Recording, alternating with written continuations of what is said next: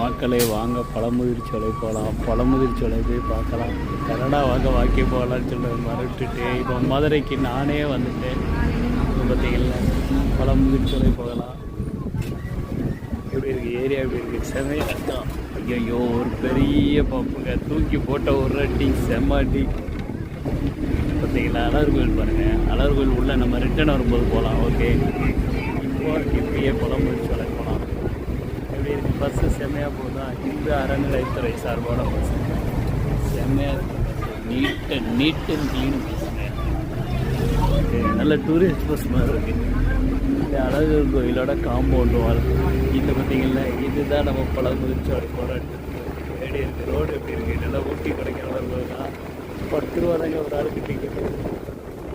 ரொம்ப கம்மி, 10 ரூபா கொஞ்சம் ஜாலியாக கூட்டிகிட்டு போகிறாங்க. ஈவன் நீங்கள் ஷாப்பிங் கூட போகிறீங்களோ இல்லையா, ஒரு ட்ரிப்பு போகலாம் 10 ரூபாய்க்கு.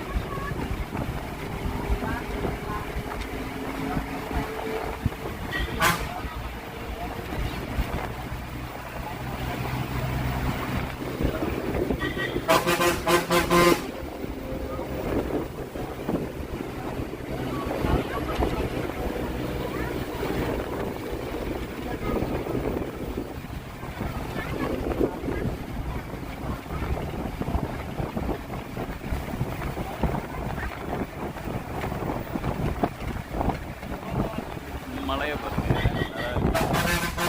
நல்லா மலைகளுக்கு நடுவில் செம்மையாக நல்லா ஊட்டி கொடைக்கானல். முன்னாடி ரோடு இருக்காது. நான் காலேஜ் படிக்கும்போது நாங்கள் வருவேன். அவங்க ரோடை பார்த்தீங்கன்னா குண்டு குழியுமாக இருக்கும், ரொம்ப மோசமாக இருக்கும். இப்போ பார்த்தா ரோடு செம்மையாக இருக்குது. எல்லாம் பைபாஸ் ரோடு மாதிரி இருக்காங்க. குறைக்கிற எவ்வளோ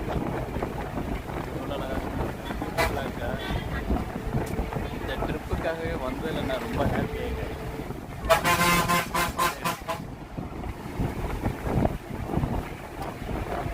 முன்னாடி ஒரு பிரதர் இருக்கார், அந்த ப்ரோவும் பாருங்க, அவரும் வீடியோ எடுத்துருக்காரு. பாருங்க பார்த்தீங்களா எப்படி இருக்குது ரோடு, எப்படி இருக்குது செமையாக இருக்கா. ஹில்ஸு தான்.